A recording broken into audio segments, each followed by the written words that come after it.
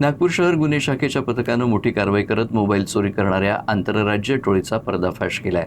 पोलिसांच्या घरफोडी विरोधी पथकानं 10 आरोपींना अटक करत त्यांच्याकडून 12 लाख रुपयांहून अधिक किमतीचे 40 मोबाईल्स जप्त केले आहेत। अटक केलेले आरोपी झारखंड आणि बिहारचे रहिवासी आहेत। ही घटना गिट्टी खदान पोलीस ठाणे हद्दीतील आहे। नागपुरात एक आंतरराज्य मोबाईल चोरी करणारी टोळी सक्रिय असून ते यशोधरा नगरातील शाहू मोहल्ला इथं भाड्यानं घेतलेल्या खोलीत राहत असल्याची गुप्त माहिती पोलिसांना मिळाली। या माहितीच्या आधारे घरफोडी विरोधी पथकानं यशोधरा नगरातील शाहू मोहल्ला इथं किनखेडे लेआउट येथील हकीम सिंग विजय सिंग यांच्या भाड्याच्या खोलीवर छापा टाकला। घटनास्थळावरून 10 जणांना अटक करण्यात आली। शोध मोहिमेदरम्यान आरोपींकडून विवो, ओप्पो आणि ॲपलसह विविध कंपन्यांचे एकूण 40 मोबाईल जप्त करण्यात आले। या मोबाईलची किंमत 12,11,000 रुपये इतकी आहे।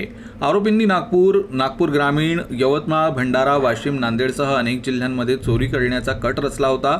जप्त केलेल्या मोबाईल फोनपैकी एक फोन गिट्टी खदान पोलीस ठाण्यात दाखल झालेल्या तक्रारीतील तक्रारदार संतोष बन्सी गवारे यांचा होता। अटक केलेल्या काही आरोपींचे नागपूरच्या अंबाझरी, सोनेगाव आणि MIDC पोलीस स्टेशन परिसरात पूर्वीचे गुन्हेगारी रेकॉर्ड आहेत। तिथं हे लोक शाहू मोहल्ला यशोधरा नगर या ठिकाणी एका व्यक्तीकडून किरायाने घर घेऊन हे सर्व आरोपी तिथे राहत होते। ज्यावेळेस आपली टीम त्या ठिकाणी पोहोचली तर त्यांच्या अंगझडतीमध्ये एकूण 12,11,000 रुपयाचे विविध कंपनीचे अँड्रॉइड मोबाईल फोन्स त्यांच्याकडे मिळून आले। इंट्रोगेशन केल्यानंतर हे सर्व मोबाईल त्यांनी वेगवेगळ्या भागातून चोरी केले असल्याचं निष्पन्न झालेलं आहे। रोटीसाठीच हा व्यवसाय प्रामुख्याने केला जातो अशी माहिती निष्पन्न झालेली आहे। इथून जे मोबाईल चोरले ते इव्हन वेस्ट बेंगॉल किंवा बांगलादेशच्या बॉर्डर पर्यंत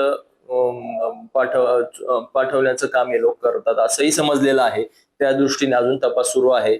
आणखी लोकांचं इन्व्हॉल्वमेंट ह्याच्यामध्ये निष्पन्न होऊ शकतं आणि मोठं रॅकेट उद्ध्वस्त होऊ शकतं। नागपूर पोलिसांच्या या कारवाईमुळे शहरातील मोबाईल चोरींना आळा बसेल अशी अपेक्षा आहे। पोलीस आता टोळीशी संबंधित इतर नेटवर्कचा शोध घेत आहेत।